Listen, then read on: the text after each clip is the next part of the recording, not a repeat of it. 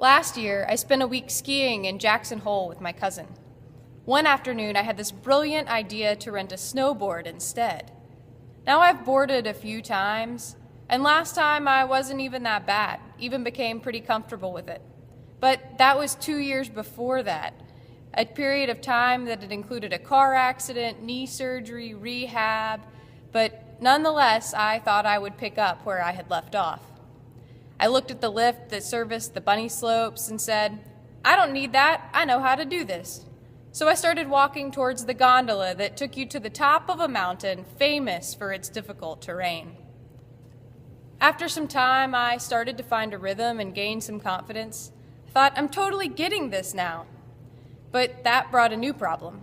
Every time my confidence increased and a small bit of ability would return, my speed increased.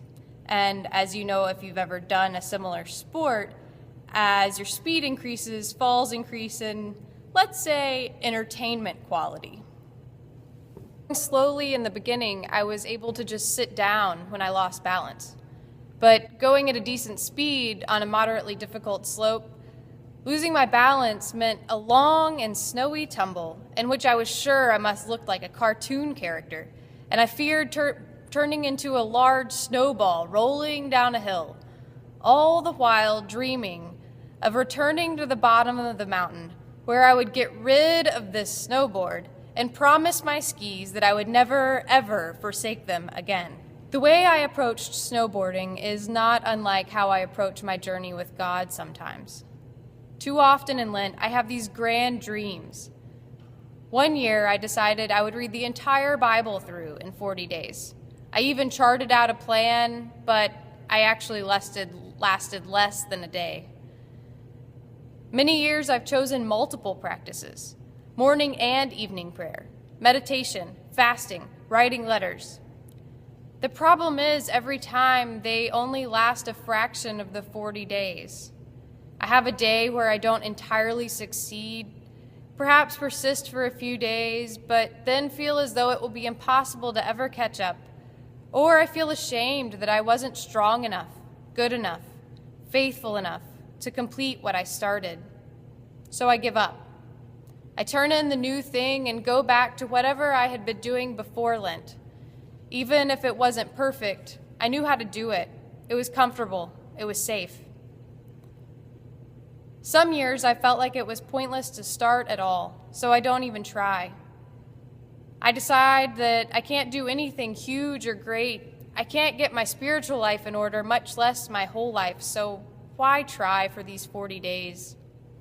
But to do so misses the point of Lent. During Lent, we're not called to change our life entirely in 40 days.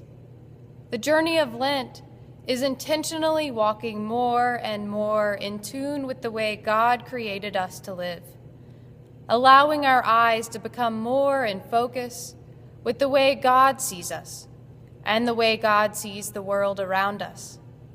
It's part of a greater journey, a lifelong journey with God that certainly includes hills and valleys, but more than anything is a journey to be taken step by step, knowing that God will never leave us.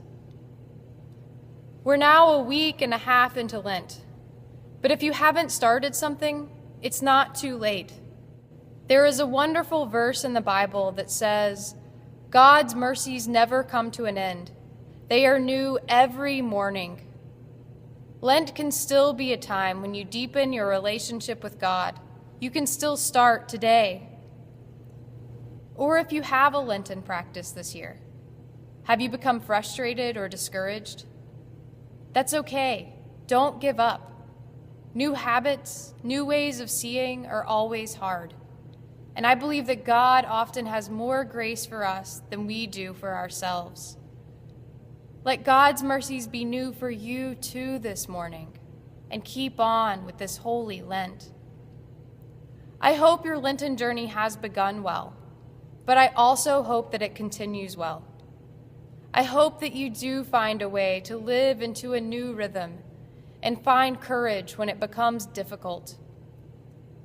And I remind you that it is never too late. Seeking God is the journey of our lives, And you can begin now as easily as you can Ash Wednesday or any other day.